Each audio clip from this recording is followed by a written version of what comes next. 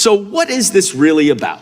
It is weaponizing and politicizing the Department of Justice, not any of your groups, to quash and squash free speech, to muzzle people that because you are trying to protect far-right investigations who are huge supporters of the Republican Party. They may not do any oversight over this indictment, but I guarantee you when we take the majority back in January, we will be doing that oversight and they will be held accountable. Okay, that's Representative Dan Goldman on the Southern Poverty Law Center indictment, suggesting that the DOJ is politicizing and weaponizing itself against the SPLC. Now, there's just recently been some new information that has been released regarding what the Southern Poverty Law Center has been engaged in. And we're here to talk with our friend Hans von Spakovsky about just that. Advancing American Freedom Senior Legal Fellow, former FEC Commissioner, and former DOJ lawyer. Hans, welcome back. Good to have you with us. Well, thanks for having me. And I got to say that claim by that congressman is absurd. No one who reads the indictment, including the now new superseding indictment, could possibly claim that there's nothing to this prosecution, that this is somehow weaponization. What the SPLC was doing was not only fraudulent, but they were paying individuals to support, recruit at these racist organizations. How can he say there was something wrong with going after them for that? I don't get that at all. Well, let's get to the bottom of you talked about a superseding indictment here. Tyler O'Neill is on X. He's a senior investigative reporter at the Daily Signal with a lot of this legal paperwork that has just kind of come out here as of late. He said the field sources used the Southern Poverty Law Center's money to attend extremist rallies, host rallies, grow existing chapters, create new chapters, recruit individuals, donate to extremist leaders, purchase cross-burning material, create racist paraphernalia, and pay living expenses. What was the Southern Poverty Law Center doing to try to stop racism? It sure looks like they were investing in growing the idea of racism. Oh, I think they were. And I think the reason for that was that all of their, look, the SPLC has been a fundraising machine, including getting huge donations from the corporate America. And if, in fact, these racist groups were diminishing, if people were leaving them, then they wouldn't be able to make that kind of money. And part of the indictment is that they were contacted by individuals, including leaders of some of these terrible organizations saying, look, I want to leave. I want to get out of the white supremacist movement. Will you help me? And what does the SPLC do? Instead of helping them, they paid them to stay in the racist movement where they engage in all this. By the way, one of the more salacious parts of the indictment is that one of the individuals they were paying inside another one of these racist groups, the National Alliance, that's a neo-Nazi group, was in a romantic relationship with a staffer at the SPLC. This person got $140,000 of their donors' money, and apparently the two of them were using them to pay their living expenses. Oh, really?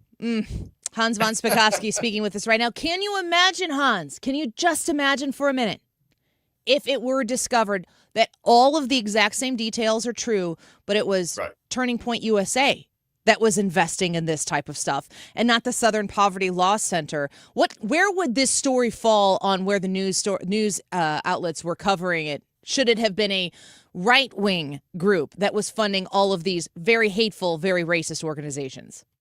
Oh, you and I both know it would have been front page headlines in the New York Times, the Washington Post, and others, and yet they are hardly paying any attention to this story at all. In fact, it would be the only thing they'd be talking about at CNN and the former MSNBC. I don't even know what their new name is because they're trying to get away from that. But they don't want to pay any attention to what was clearly a very corrupt organization. Why? Because it's a big political ally on the left that helped perpetuate this idea that America today is still this horribly racist society, which is just not true.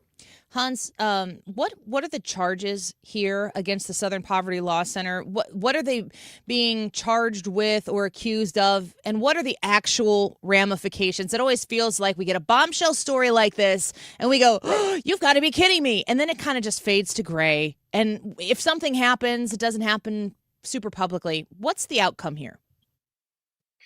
Well, they're being charged with defrauding their donors. And this is a criminal indictment. They defrauded their donors because obviously the donors gave money to them in their supposed efforts to stop racism across the country. And instead, they were instigating racism across the country. They've also been charged with money laundering and lying to a bank that is federally insured. Why? Because they set up these fake bank accounts in order to funnel or launder the money coming from their donors to the SPLC and then going out to the individuals they are paying in these racist groups.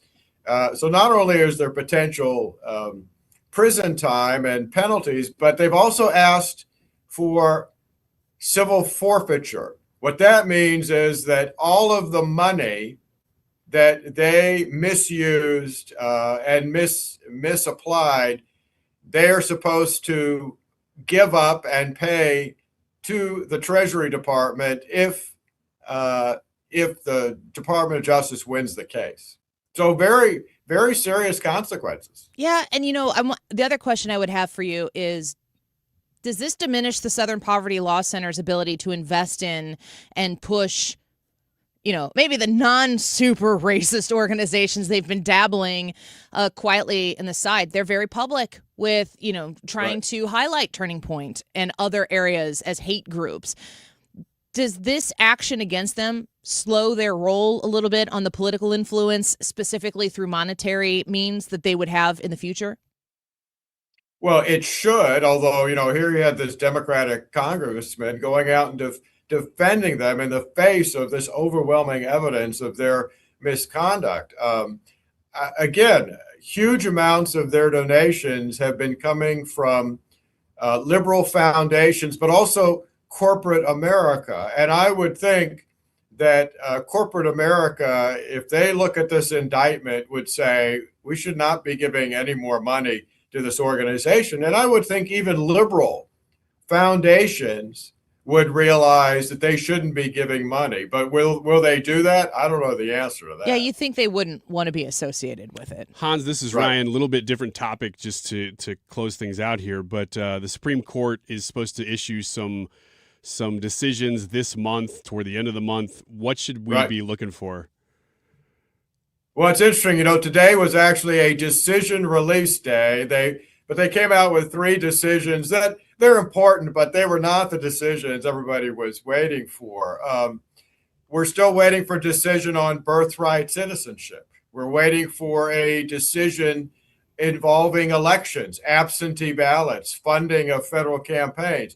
We're waiting for a big decision on whether it's okay for states to ban biological males from participating in women's sports. I mean, those are just a couple of decisions, plus big decisions on whether a president can fire the heads of executive branch independent agencies like the Federal Trade Commission. We've got those cases also before the court. So we're already in the first week of June, and they leave on their summer vacations at the end of June.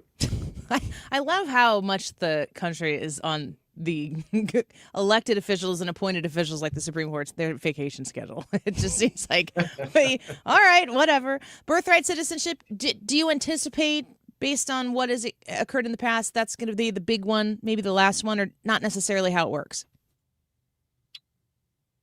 Look, sometimes they wait until the last day for their most serious decisions, the one that raised the most controversy. But they don't always do that. So I really can't predict when in the next 3 weeks they're going to release those decisions. Right now, they actually haven't scheduled their next day for releasing decisions. So sometime soon we'll probably hear about that. But at the moment, I don't even know which week they're going to release more decisions. Hans, you're on our speed dial. Just know that. You're one of our first phone calls when that goes down. Thank you for being with us today, and we look forward to having you back. Sure. Thanks for having me. Take care. Bye-bye.